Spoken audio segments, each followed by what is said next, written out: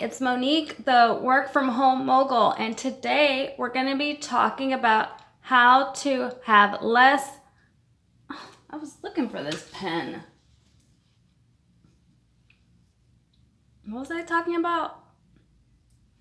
Oh, today we're going to talk about how to have less distractions.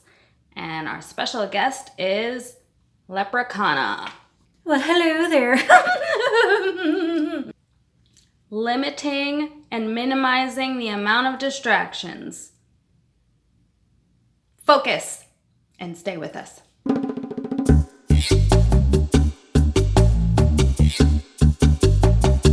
Distractions can be internal or external, but the way that we're going to cover it today is basically anything that gets you off track of your work from home goals.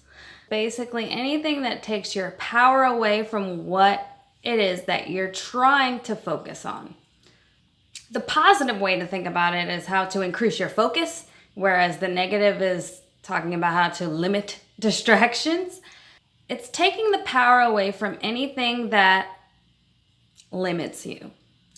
And so this could be an addiction, because the way that I define it, addiction is any temptation that has more power than your self-discipline. And that could be anything. Okay, it could be substances, obviously, but it could be little things like having a carton of ice cream and just not being able to put it down till it's all gone. Starting a show on Netflix and not being able to turn it off until it's finished. These are the type of things that could take your power away from what it is that you want to be focused on or want to be productive about. Now, if your goal is to sit there for 10 hours watching Netflix, so be it. But usually that's not the case.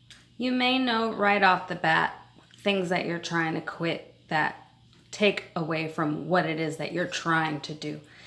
But the best way to get to the bottom of what are these distractions are to take inventory of your day. Having an outline of what you're doing for the day helps with this. Now, we've had quite a number of videos on how to make a great to-do list, how to set great habits, and how to stick to those habits.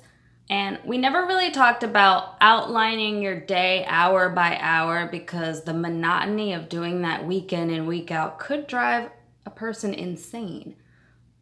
But there's no other way really to address your inventory of your day or figure out how productive you are, rather than allotting a set amount of time on an activity and seeing what sways you away from that activity. Is it scrolling on Instagram? Is it looking on LinkedIn comments? Is it all of a sudden you're just Googling the weather, or you're so excited about weekend activities, looking up things to do?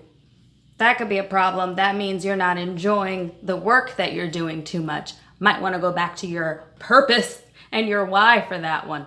Looking at what is swaying me and writing that down is a way to address what is taking your power away so that you can combat it. Creating an environment where you're not subjected to these temptations is kind of like a sneaky way to get around your own self-discipline. So yeah, not having the cartons of ice cream, not having the Netflix plugged in. I mean, I know that you could set up your phone where it stops your Instagram time. So there's different ways to do this, but really it's about getting into a state of powerfulness. You're going to identify the thoughts and the actions, and the way to do that is to take your power back. A lot of times it's mindlessness that gets you into this dive of eating an entire carton of ice cream. I mean, I just keep referencing that example because it's mindless eating, just grabbing something, that can deal with your nutrition, mindless fuel. I mean, you're feeding your brain the Netflix, you're feeding your body the bad food. Usually, like, if you stop and you make conscious decisions, you're not going to fill yourself up with that kind of crap. It's as simple as it sounds, taking a minute to access your power. And it's just thinking about how powerful you are and stating one of the affirmations that we went over in my affirmations video. Whether it is just saying your name and how powerful you are, counting backwards from 5, or just letting out a roar. Ah, I don't need this ice cream. You might want to be alone for that one.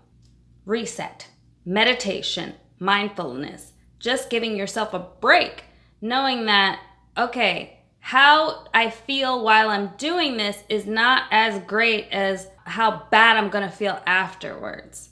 Assessing that instant gratification isn't the best when you think about the after effects.